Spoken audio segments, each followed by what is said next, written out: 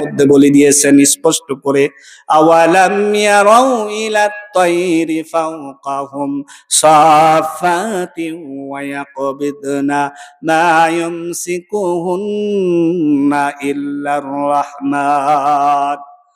ওই কাফেররা কি লক্ষ্য করে না যারা আমি আল্লাহকে অস্বীকার করে না?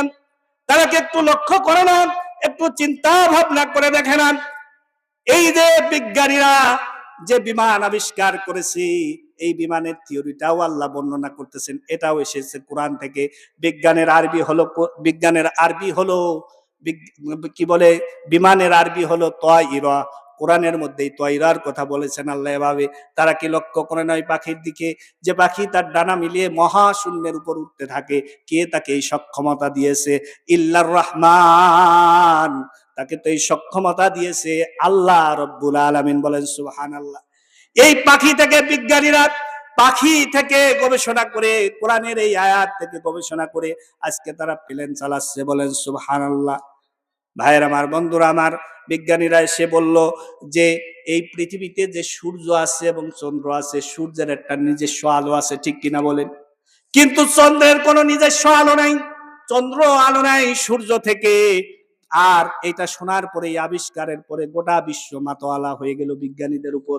সবাই বিজ্ঞানীদেরকে ধন্য মনে করতে লাগলো, বিজ্ঞানীদের নিকট তারা আকৃষ্ট হয়ে গেল। আর বলল, পৃথিবীতে যা কিছু হচ্ছে সব একমাত্র বিজ্ঞানীদের মাথায় আছে, আমরা কিছুই জানি না। অথচ 1500 বছর আগে আল্লাহ রাব্বুল আলামিন বিজ্ঞানীদের এই থিওরি, অর্থাৎ সূর্য যে আলো পায়, সেই আলোয় যে চন্দ্র আলোকিত হয়, সেটাও আল্লাহ কোরআনের মধ্যে বলে দিয়েছেন।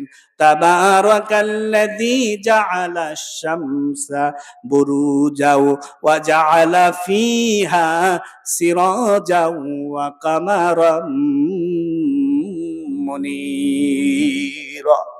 আল্লাহ বললেন, আমি আল্লাহ তাআলা, তাবারাকাল্লাযী জাআলা ফিস সামাই বুরুজাও, আমি আসমানের ভিতরে বুরুজ সৃষ্টি করেছি, ওয়াজাল আলা ফিহা সিরাজাও ওয়া কামারাম মুনীরা।